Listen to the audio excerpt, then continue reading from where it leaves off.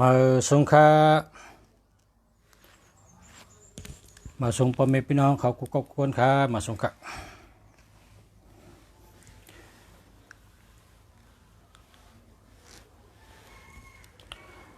รายการเสียเมืองดีค่ะรัดต่อพ่อแม่พี่น้องเขา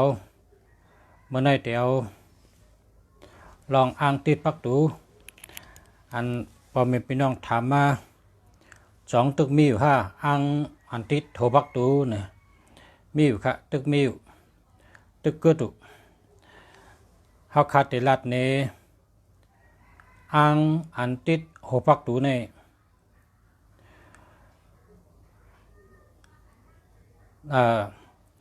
เรียกว่าสร้างเจอเนาะกำไตเป็นว่าสร้างเจอต่างสิทธิเนี่ยเนาะสร้างเจอต่างสิทธิเลยเจ้ายาฮันเจ้าและตั้งเจ้ายาเช่เขาคาเอากอติจ้องย้อนผิดป้างเอาเจ้าสังขาเจ้าเป็น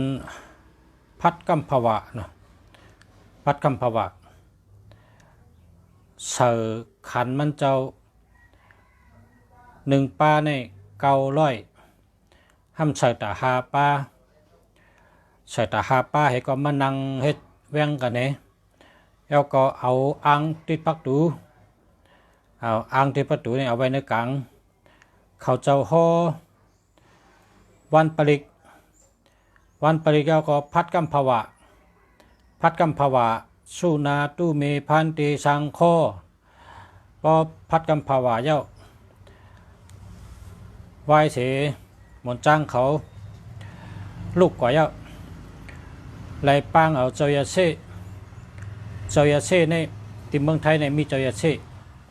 ที่เมืองไทยเขาได้มีหัวตัวเดียวแต่เนาะแต่เมืองไทยได้ต้องมีนำนะปังเอาเจ้ายาเช่นั่นขึ้นต่างสิทธิแทง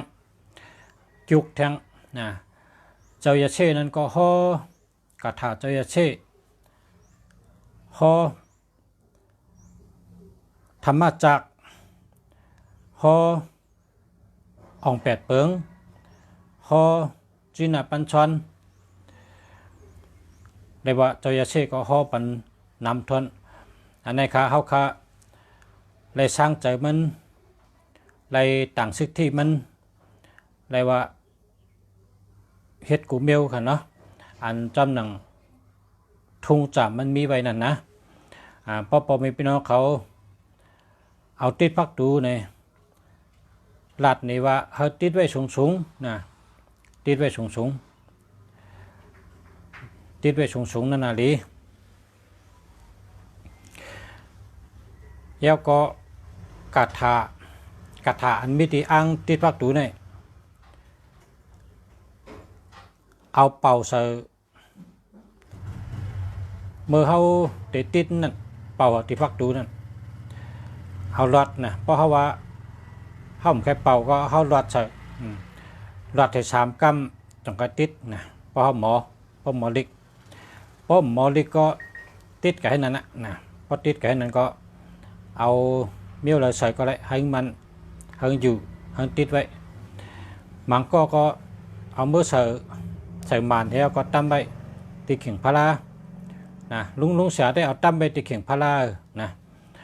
เพราะว่าติดพักตูก็ติดอยู่ติดเข่งพาราก็ไว้เขาขาเลยกินได้หรือจอมเขาเจ้าเนาะ ไล่กินได้หลู่จำเขาเจ้าเฮาก็เอาไว้หิมเข่งพระราเฮาจุ่มนึงนะอันนี้ไว้ที่เข่งพระรา2อันมันมี2อันอันนี้อันนึงอันนี้อันนึงอันนี้เฮาเอาไว้ที่เข่งพระราเฮาไว้ที่เข่งพระรา2อันไว้ที่พักดู2อันปะไหนอุ่นใจอะครับนะอุ่นใจสบายใจอุ่นใจนะมั่นใจประกันเตเป็นว่ามั่นใจ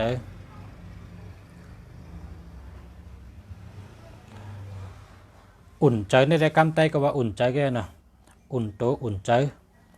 นะพอเขาลองหนองตาอ่ำเมียวเนี่ยเป็นว่าอุ่นใจนะกำตั้งในนะกำเมืองในเป็นว่าอุ่นใจพอเขามีลองหนองตาสังเยาพอเขาติดไว้ที่พักดูเขาเหทำไปที่เข่งพระเหในเขาก็อุ่นใจเนี่ยว่าอุ่นใจเพราะอ่ำมีลองหนองตาสังในกะอ่ำไรหนองตาสังเยาอันนี้เพราะต้องว่าอุ่นใจนะครับอังเทศพักดูกันเนาะทำด้วยกันนะยินเสียงฮะต้องยินเสียงดีใคร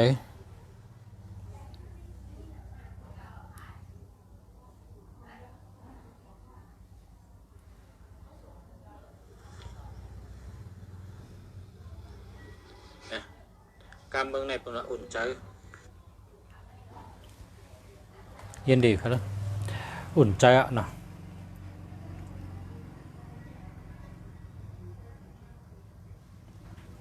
ภายใต้ก็มีค่ะภายใต้ก็มีอยู่ครับ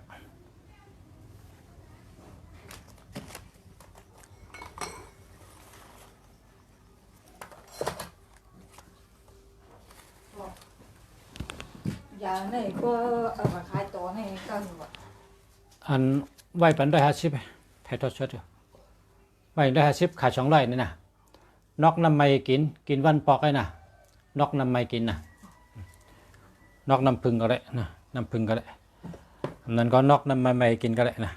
กินได้2 มื้อนะกินวันปอกไปลังกินข้าวไปลังกินข้าวไว้ลังกินข้าวยอกก็ได้นะไม่ได้50เพิ่นได้ถูกอ๋อค่ะมันมีหมูไปจะได้50ไม่ได้50ทำมีอะไรก็เนี่ย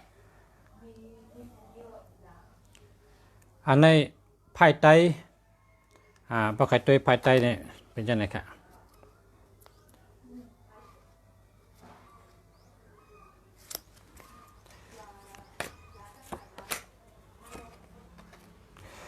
นะไพ่สัตว์หยิบเงิน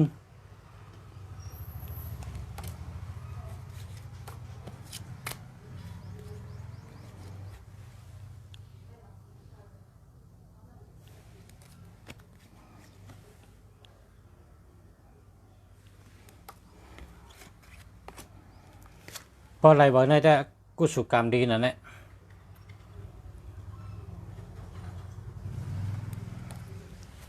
ใครเลยหมายพง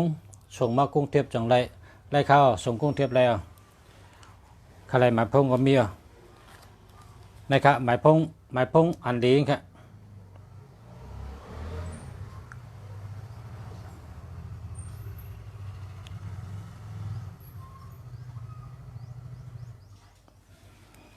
ใครเลยหมายพงก็อะไรครับนี่ไพ่ไตใครพวกจอ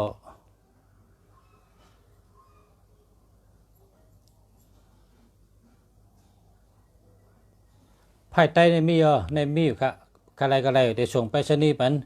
อยู่กรุงเทพส่งไปชนีปันอะไรเนี่ยเป็นไพ่ไตครับ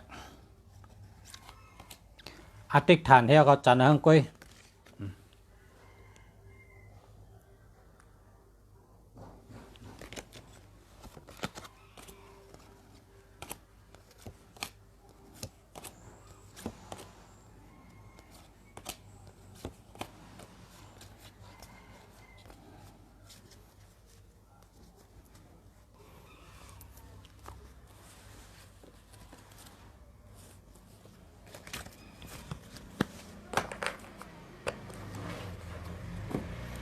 เชิ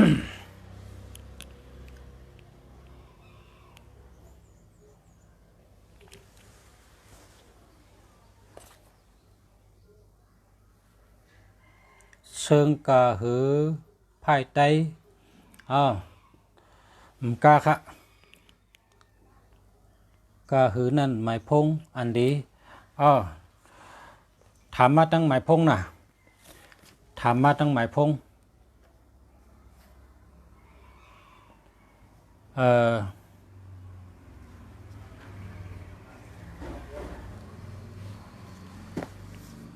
ถามมาตั้งหมายพงน่ะกาหือเนี่ยนะ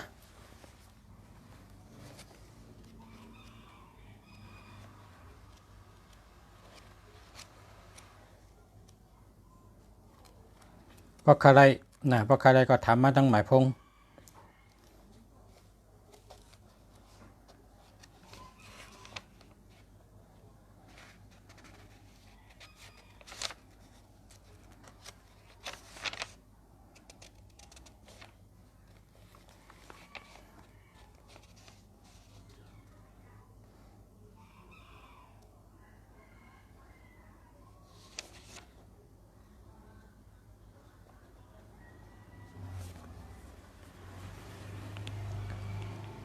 ก็คือค่ะอยู่เชียงใหม่อยู่เชียงใหม่มาตัวแล้วนะลุงสาวก็อยู่เชียงใหม่แก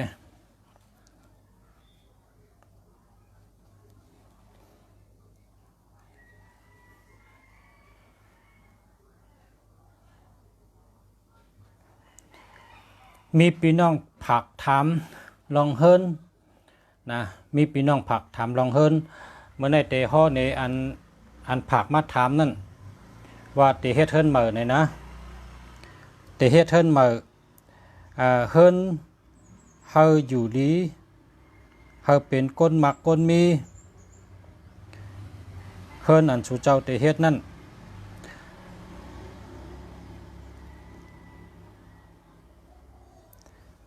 เพราะว่าเป็นได้ในเฮาไหวหน้ากับตั้งจันน่ะเพราะไหวหน้าเฮิรนกว่าตั้งจันในหากินง่ายน่ะเฮิรนอันไหวหน้ากว่าตั้งจันหากินง่ายหาเงินได้ง่ายเนาะแล้วก็เฮิรนอันสุเจ้าถามมานั้นว่าเฮ็ดจังหือเฮาเป็นสัตถีเฮิรนในตั้งหน้ามันสูงตั้งหลังมันแต้มอันนี้เป็นสัตถีครับ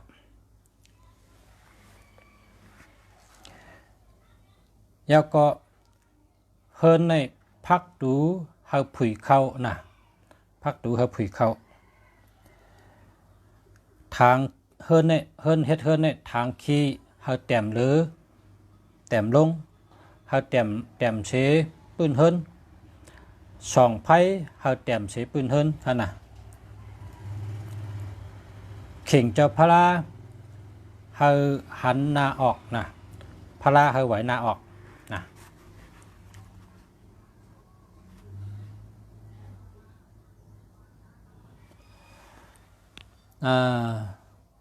0633890459ไรอยู่จะไรอยู่นะ0806147769อันนี้มันดีมี67เอา8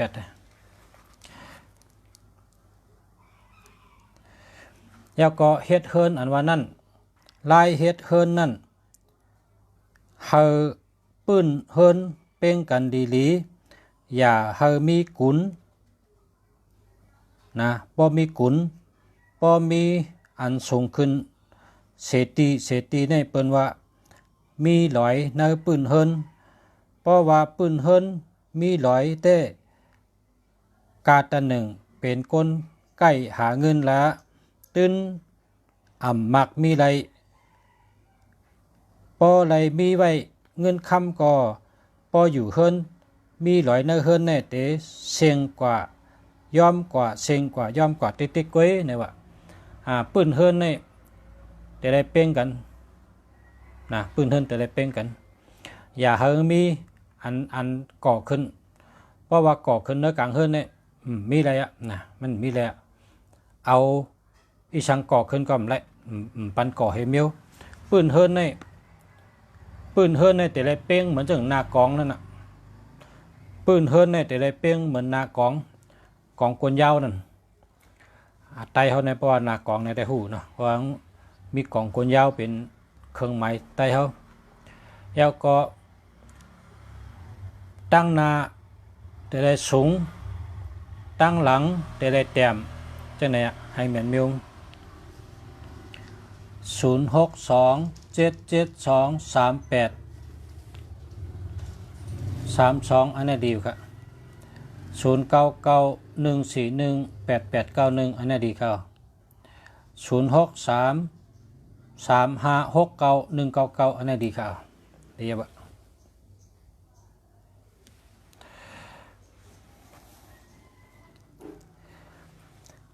พอเฮ็ดเฮิรน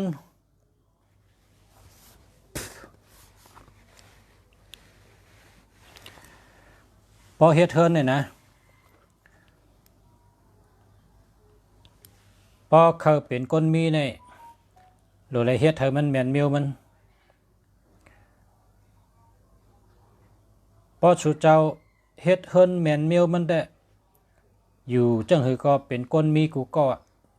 เพราะว่าก้นเฮากูก็ในมีสติมีญาณปัญญาเกิดปามากูก็มีสติมีญาณปัญญาเกิดปามากูก็คัดเจอหาเงินคัดเจอเหตุการณ์กูก็ใหญ่มาก็แปลว่าเฮาคัดเจอหาเงินคัดเจอเหตุการณ์อยู่แลเฮาสำเป็นคนมีสติอยู่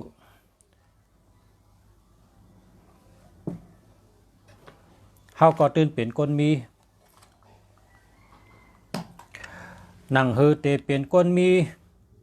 มากมีเงินคำนำนั่นเฮิรนในหรือได้แมนมิวมันนะเฮิรนในหรือได้แมนมิวมันเพราะว่าในเมืองกลในมีกลางวันเหกลางคืนเหเพราะกลางวันในเปิดห้องว่าสีขาวเพราะกลางคืนในเปิดห้องว่าสีล้ำมันมีล้ำให้ขาวให้ก็ในเมืองกลเนี่ยเฮิรนเขาในเปิดเขาเฮ็ดเขาเราเฮ็ดให้แมนจังหนังลุงเสียว่าเนี่ยตีนพักดูโหลเลยมีขอบนะตีนพักดูโหลเลยมีขอบพักดู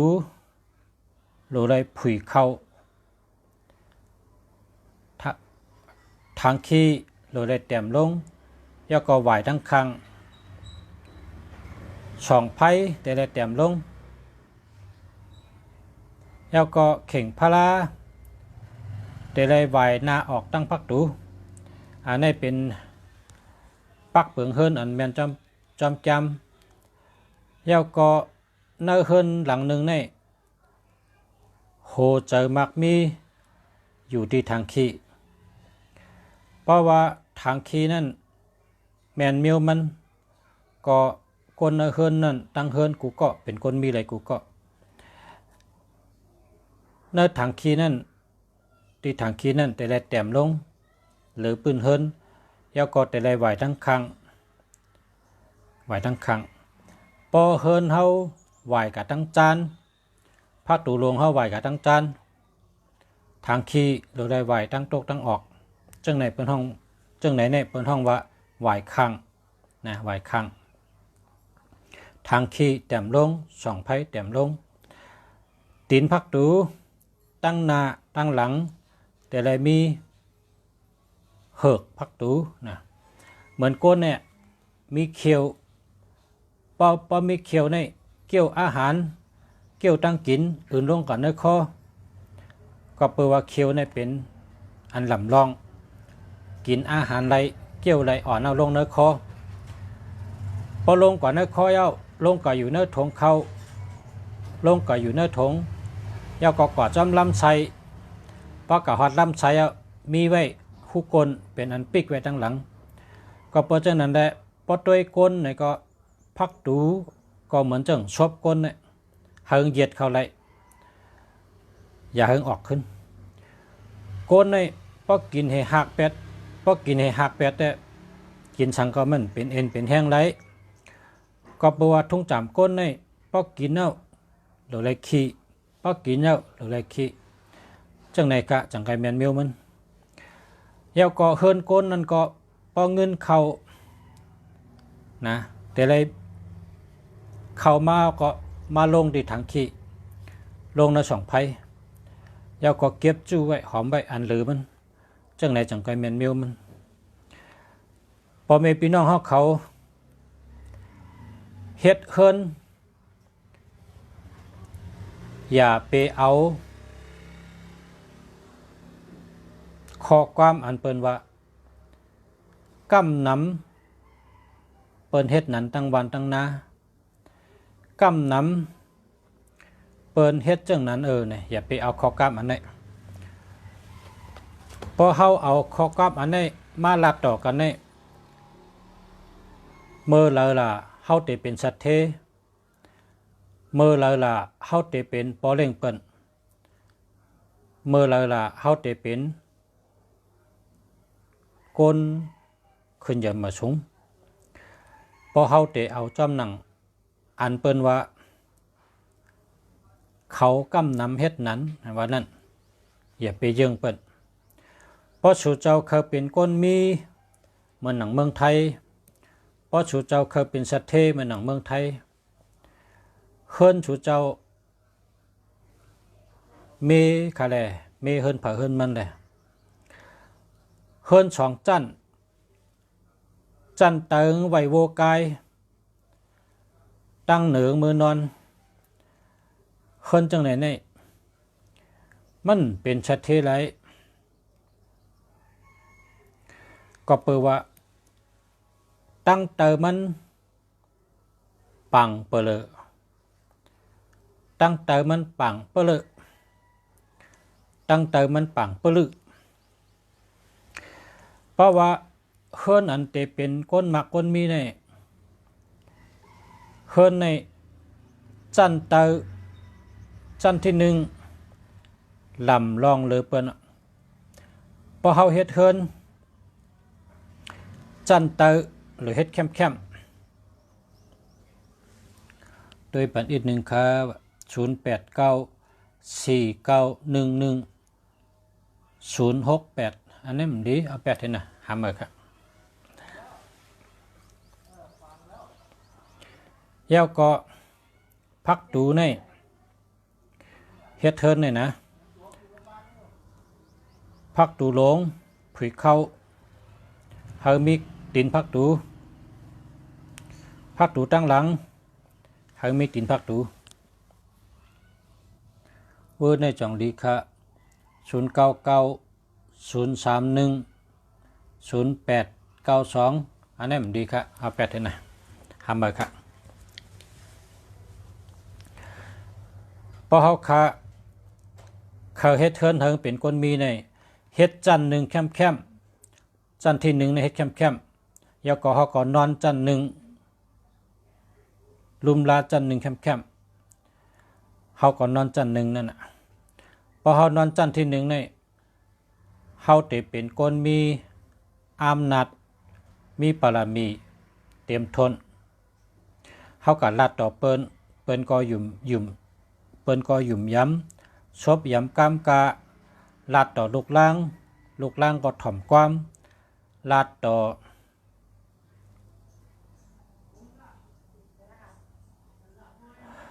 คนในเฮิรนกูก็ถ่อมกามกันก็เปว่ามีบารมีมีอำนาจเต็มทน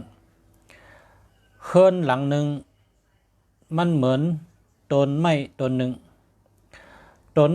งในเงามันหากมันโหมันอยู่ที่ลิ้นครับพอขึ้นเมื่อตั้งในเปิ้นห้องว่าลำต้นไม้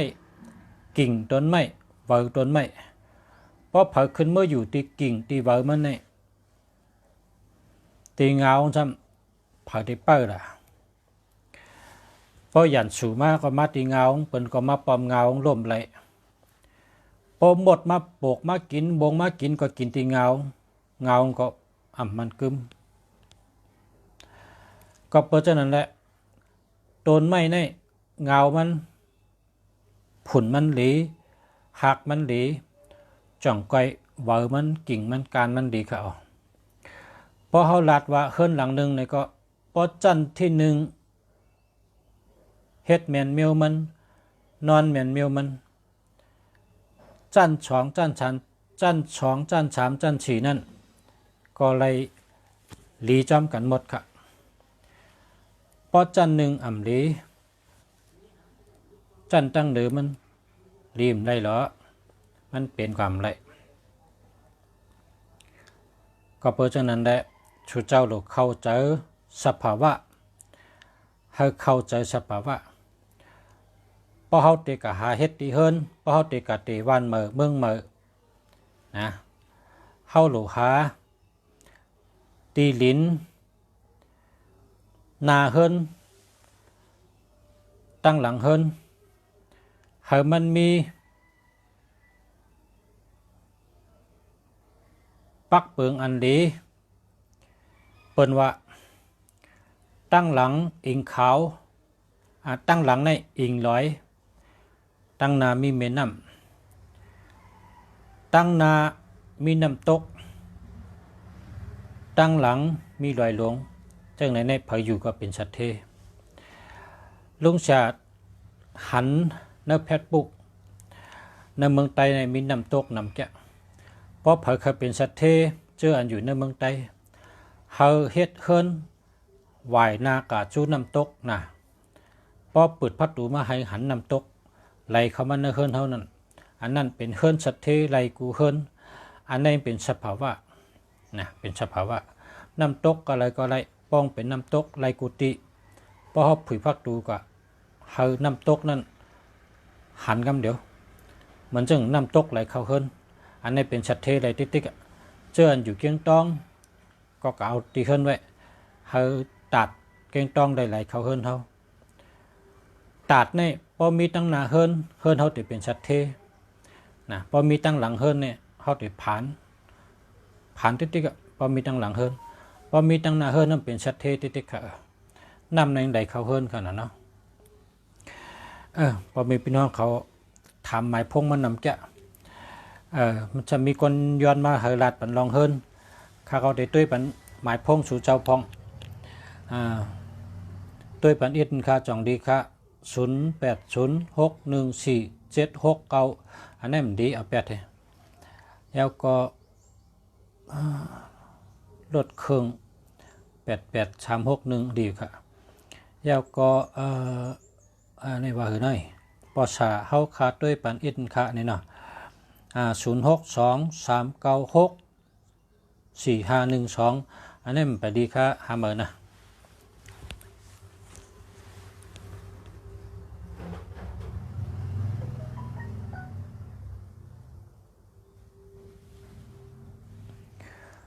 0845805516มันดีค่ะ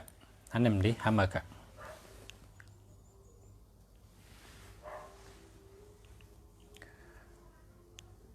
0932411192อันนี้ดีค่ะดีเต้ๆค่ะ0893155661จุดก็จะแล้วนะแต่ว่าพอมี1331ก็พอหามาทางเวอร์ก็ดีจะจำกัน2เวอร์เนาะ062945547275ในจะแล้วค่ะ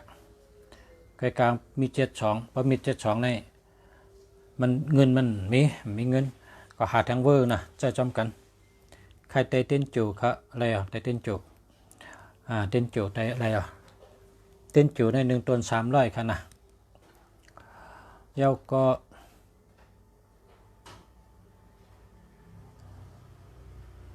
0947974071หาเมินนะมันมีเงินจนไหนได้มันมีเงิน0830475688ทางนะ81ในหาเมินกะ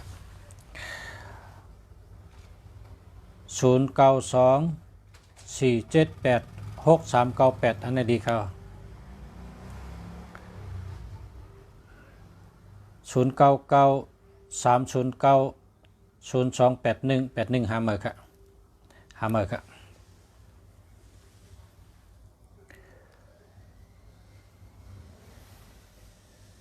นะได้กลมจำนะด้วยแนวเลย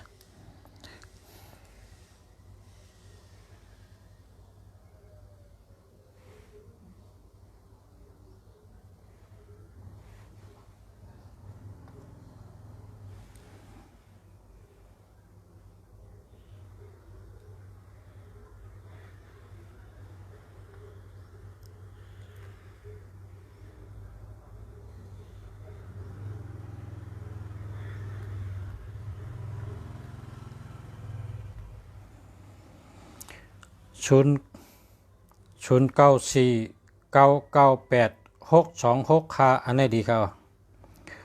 0942545116อันไหนดีครับ0628962906อันนี้ไปดีครับหาเมอนะ0660298744อันนี้หาเมอนะไปดีครับ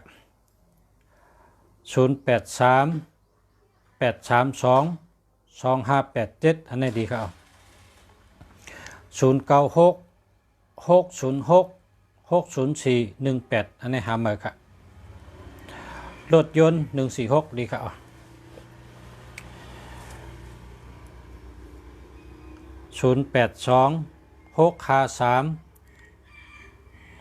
0826535477นั่นก็ได้อยู่ครับ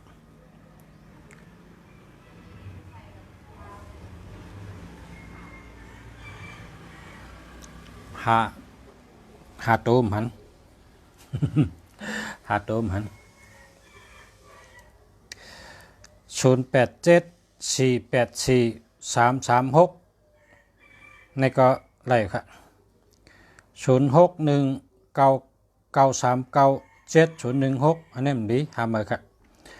0887218027อันนี้หามา8072 0932241192อันนี้ดีครับ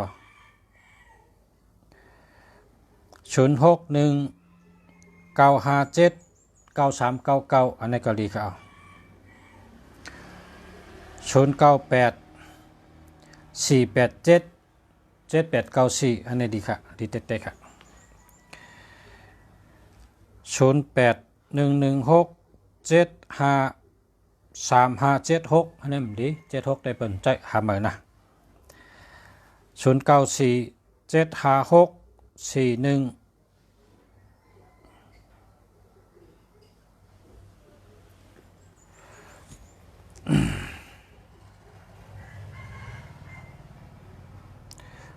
เตเต้นยัตนาติปั๊ม1ต้น300ค่ะ0661048603อันนี้หาเมอค่ะ0826535477อันนี้ดีค่ะ0823456485อันนี้ก็ดีค่ะ0947074071อันนี้หาเมอนะ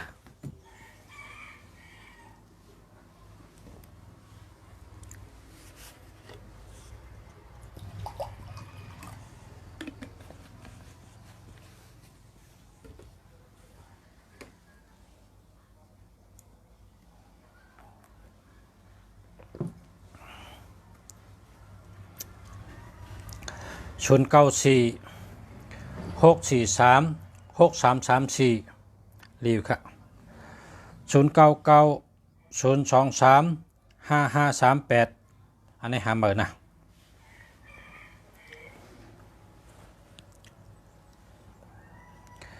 0993844007อันนี้หาเมอครับ092854159498อันนี้ดีครับ063475 9977อันนี้อะไรครับเจอแล้ว095 108 1319อันนี้หาเหมือนนะ094 621 8940อันนี้หาเหมือนนะ094 794 401อันนี้หาเหมือนครับ095 039 2744อันนี้หาเหมือนครับนะ093 682 6174อันนี้ดีครับ093 247 486ค่ะอันนี้ค่ะดีเตะ094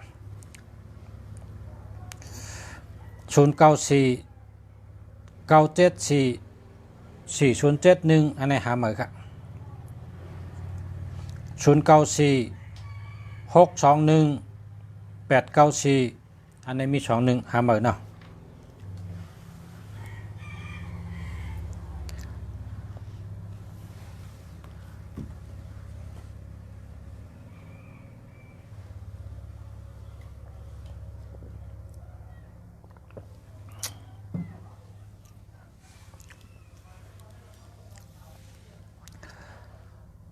061 8149 487อันนี้หาเหมือนครับ085 118 85มันมี18ครับหาเหมือนนะ062 048 5455อันนี้ดีครับ094 739 3082อันนี้หาเหมือน081 58 39 316อันนี้หาเหมือนกันเนาะ095 084 2579อันนี้หาเหมือนกัน062 946 541อันนี้เดียวค่ะใช่แล้วค่ะรถยนต์506ค่ะอะไรค่ะใช่แล้ว095 004 084 2597หาเหมือนนะ085 859 459อันนี้เรียดีเต้ๆครับ087 553 142มันมี31หาเหมือนครับ086 3767 974อันนี้หาเหมือนครับ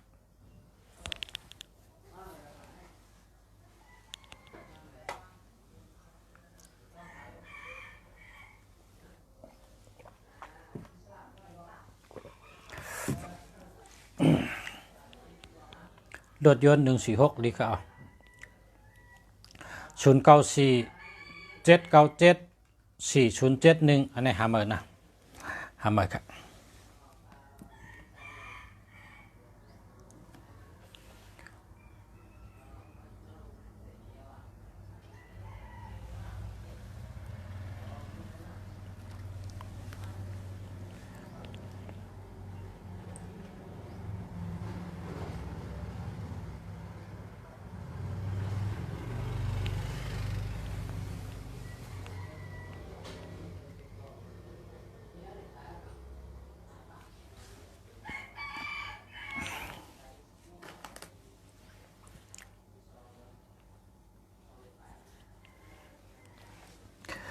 094 797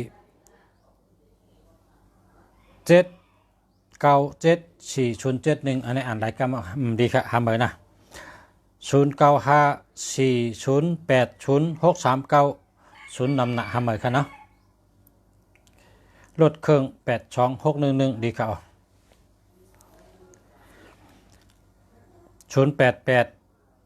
963 37212อันนี้หาเหมือนกัน099 1519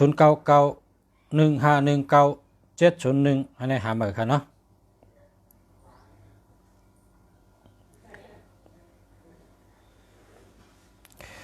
094 424 567อันนี้มี67ครับ67ในเป็นใจครับ065 542 2519อันนี้ดีเตะครับดีเตะ 0994142062อันในเงินโหค่ะเนี่ย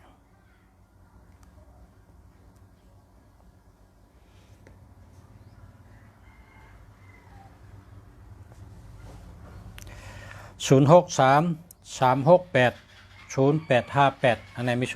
ห้าเมื่อเนาะ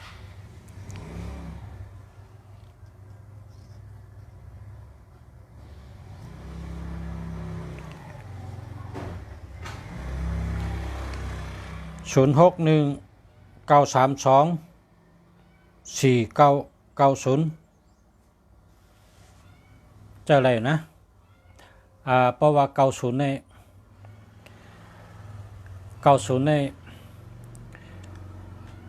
มันใกล้ปอกถี่กันนะ90ในใกล้ปอกถี่เพราะว่าเป็น909เนี่ย9099จ้ะเนี่ยนั่งสมาธินำนะปอกถี่เพราะปอกถี่เอาจังก็เอาแปดเฮ็ดจังไรเอาแปดเนี่ยเพราะเจอหึงเฮมติเป็นยอกกะเพราะเขาปอกถี่เอาก็แปดเท่าป้อมไปปอกก็เจอเป็นวางติปอกถี่ติจังปอกถี่เพราะว่า90เนี่ยมันหันเมียวอันเปิ้นหันนั่นมันหู้เมียวอันเปิ้นหู้มันลามแมนเมียวอันเปิ้นอ่ำลามไหลนะมันนะลามแมนพอขัดใจก็ใจอย่าไปใจหึงอย่าไปใจข้าวยาวพอมีเงินเราก็แปดกระโจมไปมีก็ใจเหมือนกันกระโจมไปปอกถี่ใช่ไหมพอปอกถี่ก็แปด061-857-9409-095491-745อันนี้ดีครับ099483-735อันนี้มันดีหามา0805023349อันนี้มีเงินปัดเอาเงินเสื่อนมีเงินนะ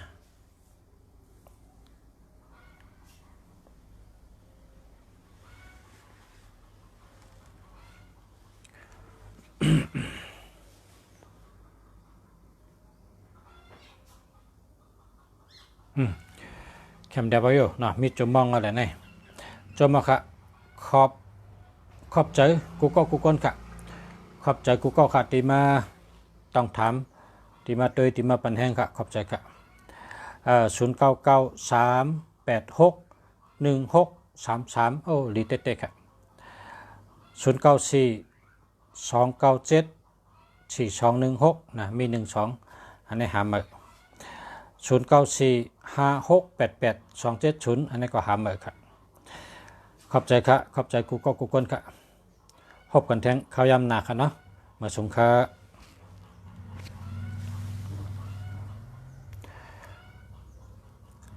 0627991136ในหาเมอร์ครับ0943781170หาเมอร์ครับ0629586529อันนี้ดีค่ะดีเต๊ะ0959060679อันนี้หาเมอร์ค่ะเนาะ